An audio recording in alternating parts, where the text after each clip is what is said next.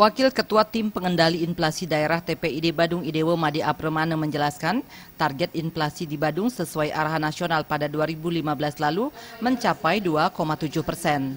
Untuk tahun ini, TPID Badung menargetkan mampu menjaga kestabilan inflasi 3% hingga 5% sehingga mampu mendorong Bali secara keseluruhan dalam pengendalian inflasi.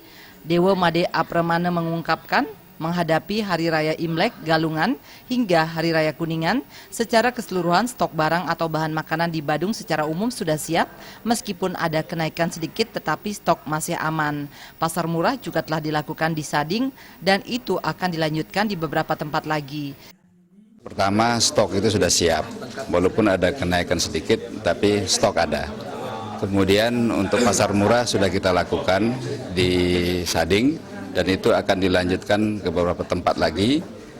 Dan untuk stok-stok komoditi pertanian pun juga sudah disampaikan oleh tadi Dinas Pertanian, dan itu semuanya untuk stok tidak ada masalah.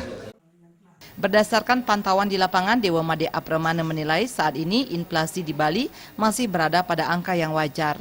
Berdasarkan data, bila dibandingkan dengan inflasi nasional di bulan Januari yang berada pada kisaran angka 0,51%, angka inflasi di Bali berada pada angka 0,58% dan itu berarti tidak terlalu jauh dari inflasi nasional. Alit Sidi dan Angga Ratana, Bali TV.